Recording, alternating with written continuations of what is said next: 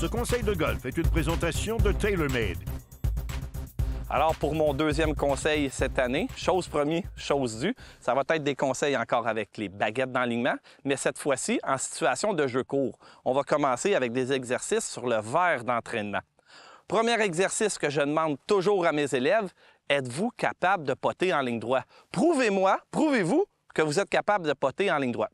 Pour ce faire, je place 2 baguettes en chemin de fer sur une surface le plus plat possible et le plus droit possible. Le but de l'exercice, c'est d'exécuter des coups roulés sans toucher aux baguettes et que votre balle roule bien au centre du trou.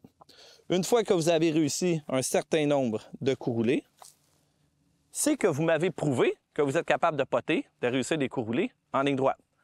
La petite variante, c'est qu'on va aller dans un coup en pente maintenant. N'oubliez pas que tous les coups roulés sont droits, c'est le terrain qui fait pencher la balle vers le trou.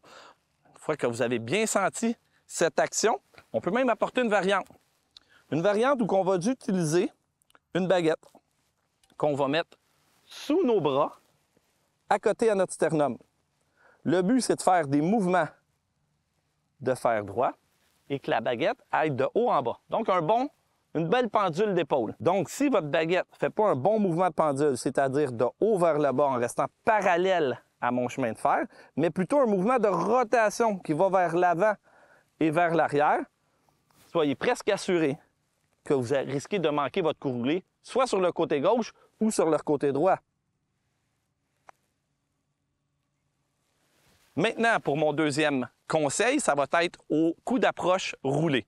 Suivez-moi. Ce que je vous conseille de faire avec votre baguette, c'est de faire un prolongement de votre tige en tenant la baguette à votre bâton de cette manière-là ici, où la baguette passera sous votre bras gauche, mais juste à côté à vos côtes, sans jamais y toucher, et ça, tout le long de l'exécution du mouvement. Je veux m'assurer de jamais donner un coup de poignet, mais que ce soit mon corps, mon amplitude qui contrôle la distance que ma balle va parcourir. Donc, la baguette est juste vers l'avant, ne touche jamais à mon corps. Et finis le mouvement sans toucher à mon corps.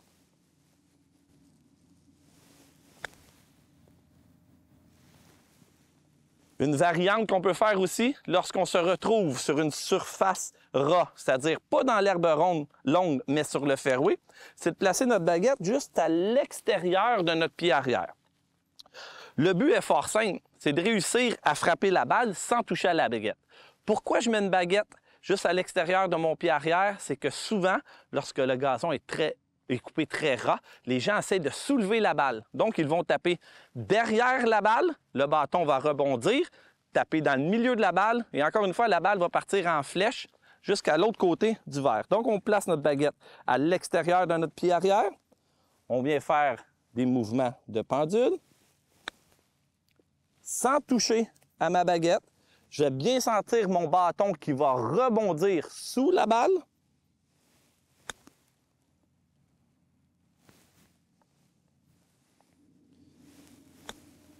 Et de cette manière, je peux vous assurer que votre confiance lors de coups d'approche sur des surfaces coupées plus ras va augmenter. Maintenant, on va reculer un petit peu plus à une distance d'une trentaine de verges. Encore une fois, on prend notre baguette, qu'on va venir cette fois-ci l'accoter à notre côte avant, à la hauteur de la ceinture. On va faire une grande amplitude de notre mouvement arrière et ainsi de suite, une grande amplitude de notre mouvement avant. En aucun cas, nos poignets vont venir essayer de générer la vitesse pour que cette balle-là se rende au trou. Ça va être l'amplitude de notre mouvement qui va générer cette vitesse.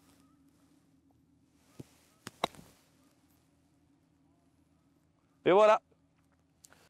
En terminant, comme je l'ai expliqué lors des 2 derniers conseils, vos baguettes sont tellement de bons profs pour vous. Ils vous procurent une rétroaction visuelle, auditive et même sensorielle. Au lieu de les laisser dans votre sac, servez-vous-en. Sur ce, amusez-vous bien et bon golf!